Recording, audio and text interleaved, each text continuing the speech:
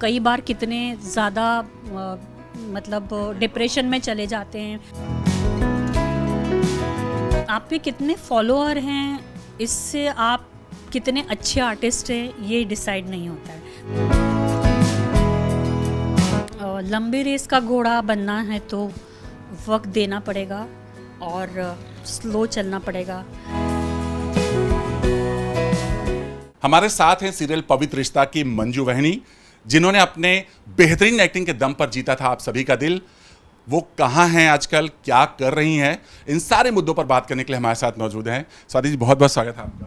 Thank you so much. सबसे पहले बताइए क्या हो रहा है, कहाँ हैं आप, गायब कहाँ हैं? मैं कुछ समय से कुछ मेडिकल कंडीशन से गुज़र रही थी। मेरा नी का लिगामेंट का एक ऑपरेशन हुआ था, तो मुझे उसके लिए एक ब्रेक लेना था। और क्योंकि ये इंजरी मेरी बहुत पुरानी थी, पवित्र रिश्ता के समय की थी, लेकिन वक्त नहीं मिल पा रहा था क्योंकि मुझे कम से कम 7-8 महीने रेस्ट चाहिए था। उसके बाद लिगामेंट के स्ट्रेथन के लिए भी टाइम चाहिए था, तो वो सब वक्त मुझे चाहिए था। तो क्योंकि मैं कंटिन्यूस काम कर रही थी और बालाजी के एक के बाद एक शो कर रही थी, जैसे पवित्र रिश्ता के बाद मैं कुमकुम करने लगी, साथ में नागिन भी कर रही थी, तो बिल्कुल ही वक्त नहीं मिल रहा था।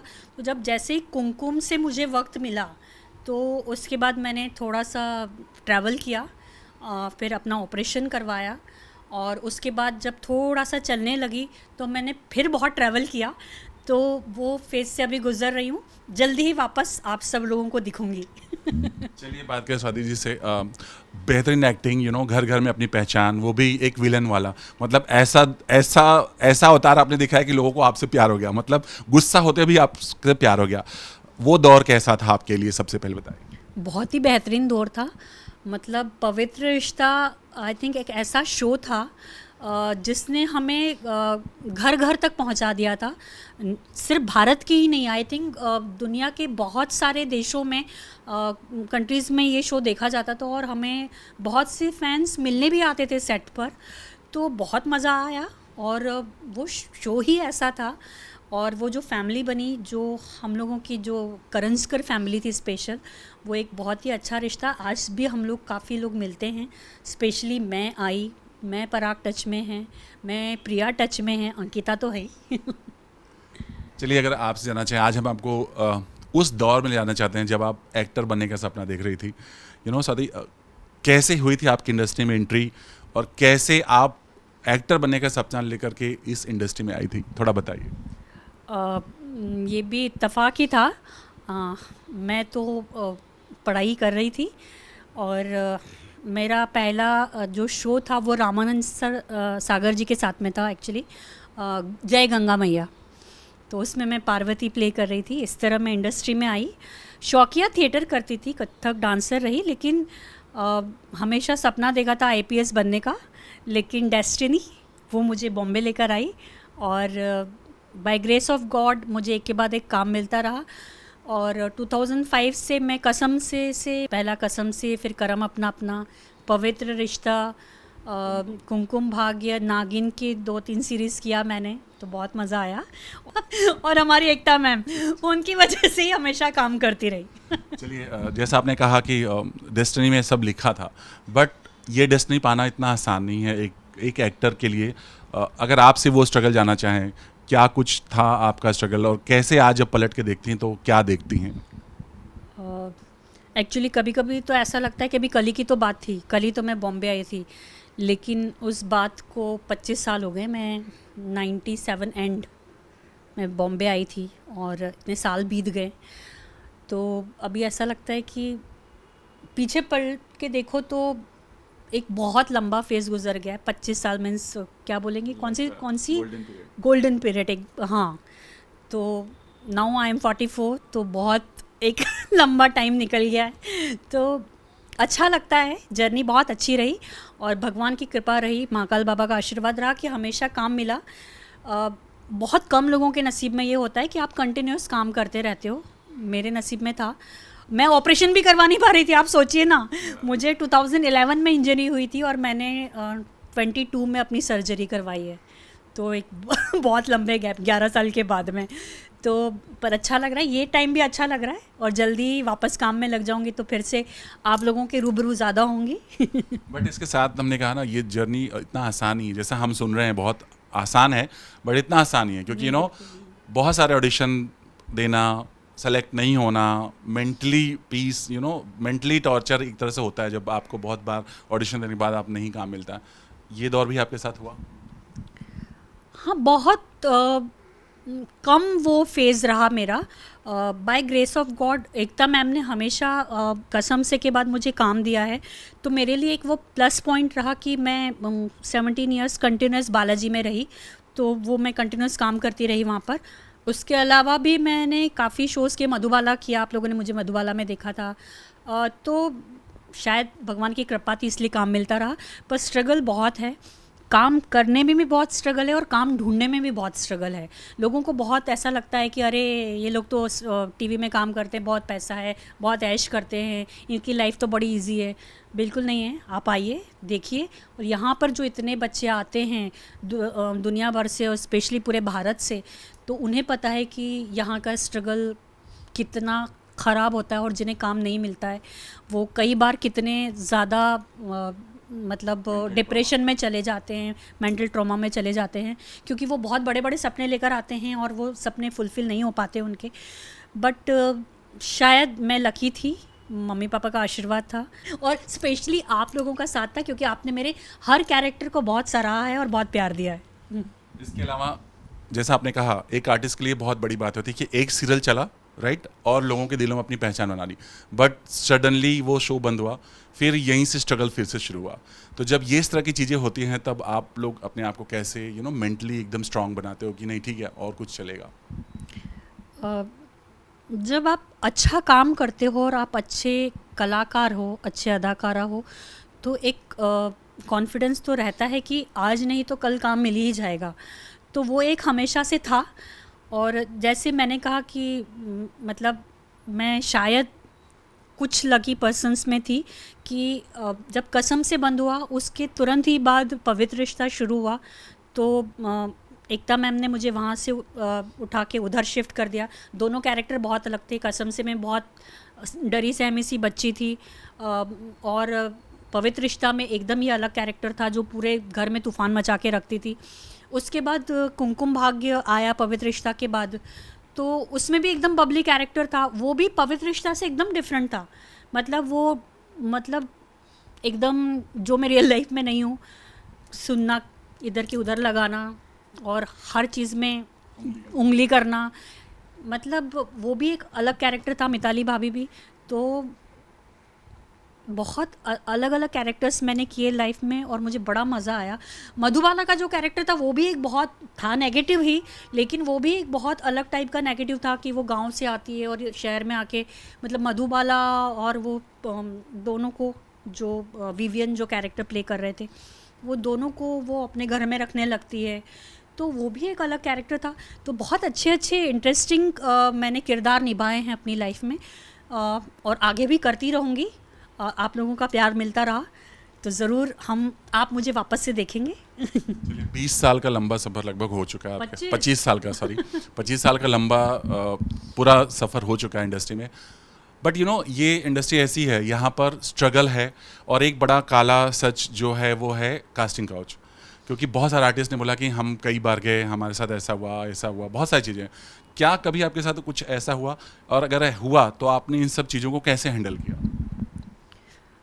हुआ जैसा तो मैं नहीं कह सकती, सुना बहुत है ऐसा, और कुछ लड़कियों ने कहा भी, क्योंकि शायद मुझे ऐसा लगा कि मैंने कुछ ऐसे अच्छे लोगों के साथ में काम किया जो वो लोग भी बहुत अच्छे थे, और मुझे ऐसा लगता है कि आप खुद भी कैसे इंसान होना, इस पर भी बहुत डिपेंड करता है कि आप जितना अपने आप को किस तरह प्रेजेंट कर रहे हो। तो वो मेरा बहुत ही अच्छा फेज़ था। मैंने मतलब अपने करियर की शुरुआत उनके बहुत सारे शोज़ के साथ में की, और उसके बाद मैंने संजय खान साहब के साथ में भी काम किया। ये कड़वा सच है, ज़रूर है, लेकिन शायद मैं इससे बच गई। और कई बार कभी ऐसा होता है, बहुत सारे आर्टिस्ट बोलते हैं ना, जैसा कहा ना कि काम नहीं मिलता, बहुत सदमे में हो जाते हैं, वापस अपनी नगरी वापस चले जाते हैं, बोलते हैं हमसे ना हो पाएगा। कभी आपके साथ ऐसा हो कि आपको लगा कि नहीं ये हमारे बस का नहीं है एक्टिंग? नहीं, मैं भी हमेशा से बहुत स्ट्रॉन्ग हेडेड लड़की रही हूँ, कॉन्फिडेंट लड़की रही हूँ, इसीलिए शायद उज्जैन से मैं यहाँ पर आ पाई। फैमिली का सपोर्ट हमेशा से रहा। तो हाँ, एक ये ज़रूर बात है कि हमेशा आपको प्रूव करना पड़ता है अपने आप को कि आप इतने कैलिबर के एक्टर हो। आपका एक शो भले ही बहुत अच्छा आ जाए, लेकिन आपको दूसरा शो वापस मिले। मैंने कहा ना, मैं लकी थी कि एकता मैम ने मुझे हमेशा एक के बाद एक दूसरे किरदार वो देती गई, क्योंकि शायद उन्हें कॉन्फिडेंस था कि मैं ये कर पाऊँगी, और पब्लिक ने भी मुझे सराहना दी। और शायद अब 1 साल का मेरा वक्त हो गया है, तो मुझे अभी वापस अपने आप को इस्टेब्लिश करने में टाइम लग जाए। मैं कुछ नहीं कह सकती, जो शायद नहीं हुआ 25 सालों में, वो फेस शायद मुझे देखना पड़े। बट ऐसा कहते हैं ना कि लोग उगते सूरज को सलाम करते हैं। जैसे कहा आपने, बीच में आपने गैप लिया।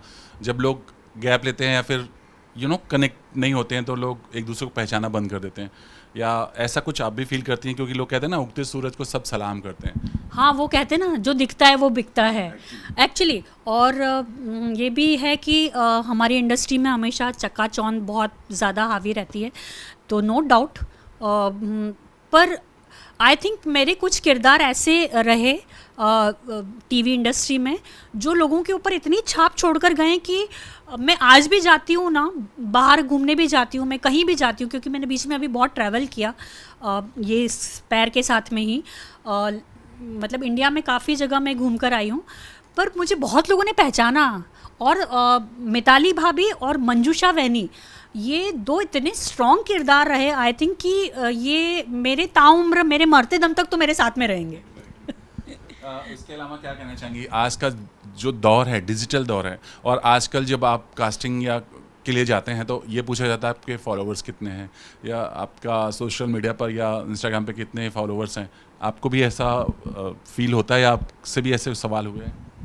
नहीं, अभी तक तो थैंक गॉड किसी ने मुझे ऐसा नहीं पूछा कि आपके कितने फॉलोअर हैं। और सॉरी, मैं इसमें थोड़ा सा अलग अपना थॉट प्रोसेस रखती हूँ कि आपके कितने फॉलोअर हैं, इससे आप कितने अच्छे आर्टिस्ट हैं ये डिसाइड नहीं होता है। प्लीज़, ये क्राइटेरिया तो नहीं है आपके अच्छे आर्टिस्ट होने का। बट यही हो रहा है आजकल, जैसे बहुत सारे जिनके बहुत अच्छे खासे फॉलोअर्स हैं, जैसे बिग बॉस में भी हैं, उनको लाया जा रहा है। यूट्यूबर्स वर्सेस एक्टर्स वाली चीज़ें हो रही हैं, तो ये कितना सही मानती हैं आप? तो वो बिग बॉस में ही आएंगे ना, वो किसी शो में नहीं आ पाएंगे। एज एन आर्टिस्ट उनको एक काम मिल जाएगा, पर दूसरा नहीं मिल पाएगा, क्योंकि जब तक आप अच्छे आर्टिस्ट नहीं हो, आप अच्छे अदाकारा नहीं हो या अच्छे अदाकार नहीं हो, तो आप कैसे बता पाएंगे, कैसे उस कैरेक्टर के साथ कनेक्ट कर पाएंगे। आपके फॉलोअर हैं, दैट इज़ ओके, वो एक अलग चीज़ है। मुझे शायद इतना शौक नहीं है कि मैं अपनी पर्सनल लाइफ के बारे में ज़्यादा लोगों को बताऊं कि मैं क्या कर रही हूँ रोज़मर्रा में, या मैं कहाँ घूमने जा रही हूँ। ये ज़रूरी नहीं है कि मुझे अच्छा लगे कि मैं आपको बताऊं, तो इससे मैं अच्छी एक्टर हूँ या नहीं हूँ ये तो साबित नहीं होता है। तो मैं अच्छी अदाकारा हूँ, ये आपको पता है, आपने सराहा है, और मुझे पता है कि मैं हमेशा अच्छा काम करती रहूँगी। इसके अलावा जैसे कहा कि एक टाइप कास्ट होता है इंडस्ट्री में, अगर आपने नेगेटिव शेड्स किए या फिर जैसे आपने कहा विलन बन गए, तो आपको ऐसे ही शोज़ ऑफर होते हैं। आपके साथ ऐसा ही हुआ? मतलब जब आपने ये सब किरदार निभाए तो ऐसे ही शोज़ आपको कंटिन्यू मिलते रहे? हाँ, लेकिन उसमें भी वो सारे बहुत अलग कैरेक्टर थे। जैसे पवित्र रिश्ता के बाद एक सबको लगा कि ये नेगेटिव में या ग्रेइश कैरेक्टर्स में बहुत अच्छा करेगी, लेकिन कुमकुम का भी जो मैंने बताया, वो मिताली, वो कॉमेडी भी था, वो नेगेटिव थोड़ी सी थी, लेकिन वो कॉमेडी में नेगेटिव थी, तो वो एक बहुत अलग क्राइटेरिया हो जाता है। तो वो जो अलग अलग वो होते हैं ना, हास्य, श्रृंगार, रस, जितने 9 तरह के होते हैं, तो आई थिंक वो सब कैरेक्टर, क्योंकि मैं कैरेक्टर आर्टिस्ट हूँ, तो मुझे वो सारे रस पसंद है, और मैंने अभी तक बाय ग्रेस ऑफ गॉड अलग अलग तरह के ही किरदार किए हैं। चलिए, स्वाति से जानना चाहें उनका ड्रीम प्रोजेक्ट क्या है? मतलब हर किसी का होता है कि मैं ऐसा कुछ किरदार करना चाहती हूँ, तो अभी आपने कर लिया या आपका भी अब सपना है? नहीं, ऑफ कोर्स सपना है। लेकिन एक ड्रीम किरदार रहा है मंजूषा वैनी, क्योंकि जब मुझे पहली बार वो किरदार एकता मैम ने समझाया था और बताया था कि ये इस तरह का कैरेक्टर है कि वो आज की नारी है जो अपने लिए भी सोचती है, अपने पति के लिए भी सोचती है, अपने बच्चों के लिए भी सोचती है। हाँ, उसको ये परेशानी है कि पति मेरे अलावा बहनों पर और माँ बाप पर भी ध्यान दे रहा है। वो एक उसका प्रॉब्लम था। तो उसको टोटल नेगेटिव कैरेक्टर भी नहीं बोल सकते, वो ग्रे था कि वो बहुत सेल्फ सेंटर्ड थी, जो आज के ज़माने में बहुत ज़्यादा है कि अधिकतर बहू में और इवन बेटा भी बहुत सारे ऐसे हो गए, बहुत कम हैं जो अपने माँ बाप के लिए और अपने भाई बहनों के लिए बहुत ज़्यादा सोचते हैं। अधिकतर सेल्फ सेंटर्ड हम लोगों का समाज होता जा रहा है। तो उस तरह का वो कैरेक्टर था। तो मुझे, और क्योंकि एक्टर हूँ, भूख है बहुत सारा काम करने की, तो पेट नहीं भरा है अभी अभी तो लंबी इनिंग खेलनी है और अच्छे कैरेक्टर्स मिलेंगे और मुझे वेट है उस कैरेक्टर का। मैं बता नहीं पाऊँगी शब्दों में कि क्या करना चाहती हूँ, लेकिन जिस दिन वो कैरेक्टर मिलेगा ज़रूर बताऊँगी। लास्टली जानना चाहेंगे, जो आज के जो भी यंगस्टर्स हैं जो शॉर्टकट करके जल्दी से नाम कमाना चाहते हैं या फिर बिना मेहनत के बहुत सारी चीज़ें पाना चाहते हैं, उनके लिए कुछ खास मैसेज देना चाहेंगे? लंबी रेस का घोड़ा बनना है तो वक्त देना पड़ेगा और स्लो चलना पड़ेगा। हाँ, क्योंकि बात वही है कि आप 100 मीटर अगर दौड़ते हो स्प्रिंट तो आप जल्दी थक जाओगे, और अगर आप मैराथन दौड़ना चाहते हो तो आपको स्लो स्टेप लेके दौड़ना पड़ेगा। लास्टली, कैसा है अभी तबीयत? और बड़ी ही कलरफुल लग रही हैं। हाँ, मैं बड़ी कलरफुल, क्योंकि मैंने अभी इतना घूमा ना, तो मुझे बहुत अच्छा लगा, बड़ा कलरफुल हो गई हूँ। थोड़ा सा शांत हो गई। पहले मैंने कहा ना, पहले मैं भी बहुत हाइपर थी, अभी मैं भी बहुत शांत हो गई हूँ और बड़ा अच्छा लग रहा है। ये फेस भी मैं अभी एकदम परफेक्ट हूँ और वापस काम पर आना चाहती हूँ। तो बाय ग्रेस ऑफ गॉड और आप लोगों का प्यार अगर रहा तो मैं जल्दी ही मिलूँगी आप लोगों को।